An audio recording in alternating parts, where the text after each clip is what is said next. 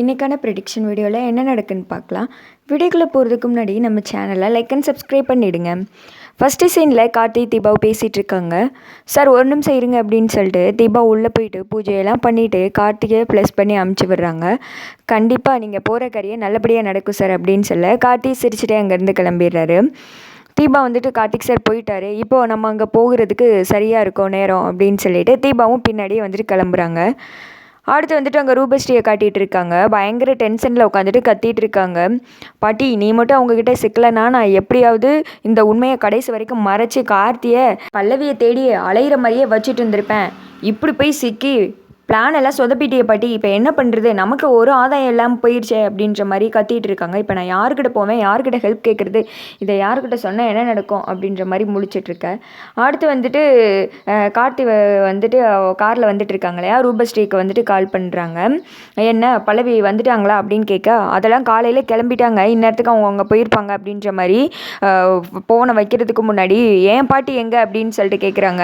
முதல்ல நான் பல்லவியை போய் எங்கே பார்த்ததுக்கப்புறம் பாட்டி சேஃபாக வீட்டுக்கு வரும், நீ அதை பற்றியே நினச்சி கவலைப்படாதன்னு சொல்லிட்டு ஃபோனை வச்சுட்டு ராஜாவுக்கு தான் கால் பண்ணுறாங்க. என்னடா பாட்டி பத்திரமா இருக்கா அப்படின்னு கேட்க, மாப்பிள்ள அதெல்லாம் நம்ம கஸ்டடியில் இருக்கும்போது ஏதாவது சொதப்புமா, நைட்டு கூட பசங்களை ஏமாற்ற ஏதோ ட்ரை பண்ணியிருக்கு, இவங்க விடலையே, பிடிச்சி வச்சுட்டாங்க அப்படின்னு சொல்ல, சரிடா அது ரொம்ப பத்திரம் பார்த்துக்கோ, அது சரியான ஆள் அப்படின்னு சொல்ல, அதை பற்றி எங்களுக்கு தெரியாதா, அன்றைக்கி பாடுறப்பயே சுவரேறி குதிச்சு ஓட பார்த்தா தானே இந்த கிளவி, அதெல்லாம் பார்த்துக்கிறேன் மாப்பிள்ள அப்படின்னு சொல்லிட்டு இந்த சைடு கோகிலா கிட்ட ராஜா பேச, ஐயோ இவன் என்னடா புதுசாக சொல்கிறான், இப்போ மட்டும் அந்த கார்த்திக் பயலுக்கு மட்டும் தீபா தான் பல்லவின்னு தெரிஞ்சிருச்சு, அவ்வளோதான் அவளை பாடகி ஆக்கிடுவான், ஆனால் நம்மளுக்கு சமாதி கட்டிடுவான், வேறு வழியே கிடையாது, நம்ம எப்படியாவது இங்கேருந்து தப்பிச்சே ஆகணும், ஆனால் என்ன பண்ணுறது தான் தெரியலையே, அப்படியே கண்குத்தி பாம்பு மாதிரிலாம் பார்த்துட்டு இருக்காங்க, அசைய கூட விட மாட்டேங்காங்க, ஒன்றுக்கு வருதுன்னு சொன்னாலும் விட மாட்டேங்காங்க, என்னதான் பண்ணுறதோ அப்படின்னு சொல்லிட்டு முழிச்சிட்டு இருக்கேன்.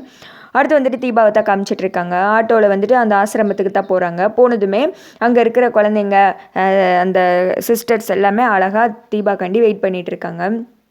தீபா இறங்கி வந்ததை பார்த்ததுமே சிஸ்டர்ஸ் எல்லாருமே ரொம்ப சந்தோஷப்படுறாங்க. குழந்தைங்களா நீங்கள் இவ்வளோ நாள் யாருக்காக வெயிட் பண்ணிங்களோ பல்லவி மேடம் அவங்க வந்திருக்காங்க, இன்னும் கொஞ்ச நேரத்தில் அவங்க உங்களுக்காக பாட்டு பாட போகிறாங்க அப்படின்னு சொன்னதுமே அப்படின்னு சொல்லிட்டு குழந்தைங்களாம் ஜாலியாகிடுறாங்க. அப்புறமேட்டு பொக்கே கொடுக்க தீபாவும் தேங்க்ஸ் அப்படின்ற மாதிரி அதை வந்து வாங்கி வச்சுக்கிறாங்க. மேடம் நீங்கள் வருவீங்கன்னு நான் எக்ஸ்பெக்ட் பண்ணவே இல்லை அப்படின்னு சொல்ல, குழந்தைங்களுக்காக பாடணும்னு சொல்லிட்டீங்க, நான் வராமல் இருப்பேனா, அது என் வாய்ஸ் இந்த குழந்தைங்களுக்கு பிடிச்சிருக்குன்னு சொன்னீங்கல்ல, அதுதான் எனக்கு வந்துட்டு ரொம்ப பெருமையாக இருக்குது, நான் இங்கே பாட்டு அதுக்கு நான் தான் கொடுத்து வச்சிருக்கணும் அப்படின்னு சொல்ல, சரி வாங்க மேடம் இன்னும் கொஞ்சம் நேரத்தில் ஃபங்க்ஷன் ஸ்டார்ட் பண்ணிடுவோம் அப்படின்னு சொல்லிட்டு தீபாவை உள்ளே கூட்டு போகிறாங்க. தீபா அங்கே உட்காந்து எல்லா குழந்தைங்களோடய பேசுகிறது சிரிக்கிறது அவங்க கூட விளையாடுறது அப்படின்ற மாதிரி அழகாக அந்த மூமெண்ட்டை வந்துட்டு என்ஜாய் பண்ணிட்டு இருக்காங்க. சேம் இந்த சைடு கார்த்தியை காமிச்சிட்டு இருக்காங்க. வர்ற வழியில் திடீர்னு கார் ரிப்பேர் ஆகி வர முடியாத சூழ்நிலை ஆகிடுது. இப்போ என்ன பண்ணுறது, நான் டக்குன்னு போகணுமே, இல்லைனா பல்லவி அங்கே பாட்டு பாடி முடிச்சுட்டு கிளம்பிடுவாங்க, நான் அங்கே போயே ஆகணும் அப்படின்ற மாதிரி கார்த்தி முடிச்சுக்கிட்டு இருக்க. அப்புறமேட்டு எப்படியோ வந்துட்டு அங்கேருந்து இங்கே வந்துடுறாங்க. ஆசிரமத்துக்கு வந்தால் பயங்கர மழை, கொடையை பிடிச்சிட்டு மெதுவாக உள்ளே வர மாதிரி காமிச்சிட்டு இருக்காங்க. இங்கிட்டு வந்துட்டு பார்த்தா தீபாவை வந்துட்டு பாடுறதுக்கே போயிடுறாங்க.